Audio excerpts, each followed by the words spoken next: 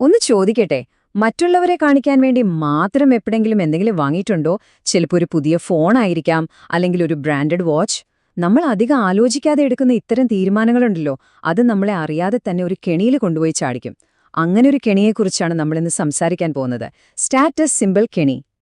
ഉറപ്പായും തോന്നിയിട്ടുണ്ടാകും അല്ലേ? ഒരു പുതിയ മോഡൽ ഫോൺ ഇറങ്ങുമ്പോൾ, അല്ലെങ്കിൽ കൂട്ടുകാരൊക്കെ പുതിയൊരു വണ്ടി വാങ്ങുമ്പോൾ നമുക്കും തോന്നും, എന്റേതൊന്ന് മാറ്റിപ്പിടിച്ചാലോന്ന്. ആ ഒരു ചെറിയ ചിന്തയില്ലേ, അവിടെയാണ് ഈ കെണിയുടെ തുടക്കം.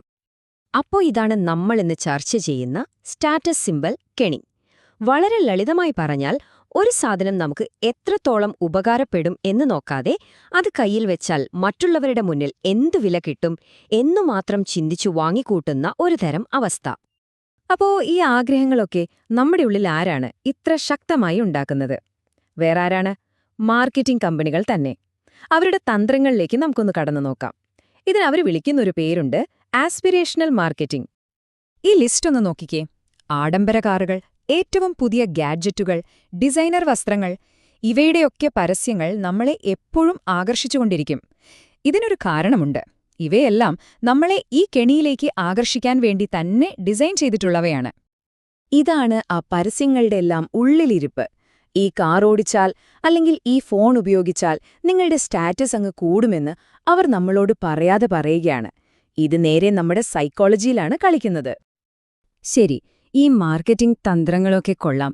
പക്ഷേ നമ്മളെന്തിനാ ഇതിലൊക്കെ ഇത്ര എളുപ്പത്തിൽ വീണുപോകുന്നത്? അതിന് കാരണം നമ്മുടെ തലച്ചോറിന്റെ ചില സ്വാഭാവികമായ ചിന്താരീതികളാണ്, ചില ബയസുകൾ. ഇതിനൊരു പേരുണ്ട്, ഫോമോ.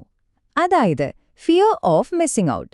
സംഭവം സിമ്പിളാണ്. നമ്മുടെ കൂട്ടത്തിലുള്ളവരെല്ലാം ഒരു കാര്യം ചെയ്യുമ്പോൾ നമ്മളും അത് ചെയ്തില്ലെങ്കിൽ എന്തോ ഒരു കുറച്ചില്, ഒരു ഔട്ട് ഓഫ് പ്ലേസ് ആയതുപോലെ. നമ്മളെല്ലാവരും എപ്പോഴെങ്കിലുമൊക്കെ ഇത് അനുഭവിച്ചിട്ടുണ്ടാവും, അല്ലേ?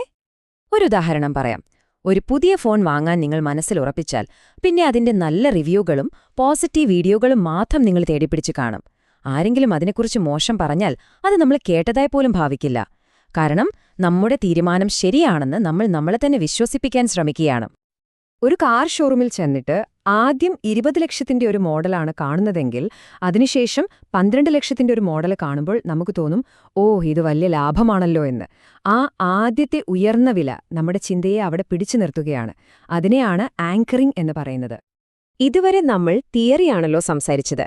ഇനി നമുക്ക് ഈ കെണിയിൽ വീണ ചിലരുടെ യഥാർത്ഥ അനുഭവങ്ങളിലേക്ക് പോകാം. സ്റ്റാറ്റസിന് വേണ്ടിയെടുത്ത ചില തീരുമാനങ്ങൾ അവരുടെയൊക്കെ ജീവിതത്തെ എങ്ങനെയാണ് ബാധിച്ചതെന്ന് നോക്കാം. ഈ സ്ലൈഡ് വളരെ പ്രധാനപ്പെട്ടതാണ്. ഇവിടെ 2 തരം ചിന്താരീതികളാണ് നമ്മൾ കാണുന്നത്. ഒന്ന്, ആളുകൾ എന്തു വിചാരിക്കും എന്ന് നോക്കി മാത്രം തീരുമാനമെടുക്കുന്നത്. മറ്റൊന്ന്, നമ്മുടെ സ്വന്തം സാമ്പത്തിക ഭാവിയെക്കുറിച്ച് ചിന്തിച്ച് തീരുമാനമെടുക്കുന്നത്. നമ്മുടെ ആദ്യത്തെ കഥ അരവിന്ദിന്റേതാണ്. ഒരു കമ്പനിയിൽ മാനേജറാണ്.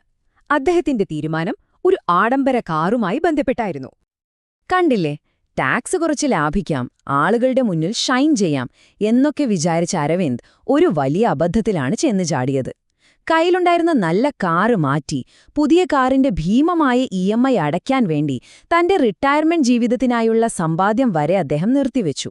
സ്റ്റാറ്റസിന് കൊടുത്ത വില വളരെ വലുതായിപ്പോയി. അടുത്തത് പ്രിയയുടെ കഥയാണ്. ഇത് കുറച്ചുകൂടി സങ്കീർണമായ ഒരു കെണിയാണ്. നല്ലൊരു കാര്യം ചെയ്യാനാണവർ തുടങ്ങിയത്. പക്ഷെ അതെങ്ങനെ ഒരു സാമ്പത്തിക നഷ്ടമായി എന്ന് നമുക്ക് നോക്കാം. കുടുംബത്തിന് ഏറ്റവും നല്ല സുരക്ഷ വേണമെന്ന ചിന്ത നല്ലതു തന്നെയാണ്.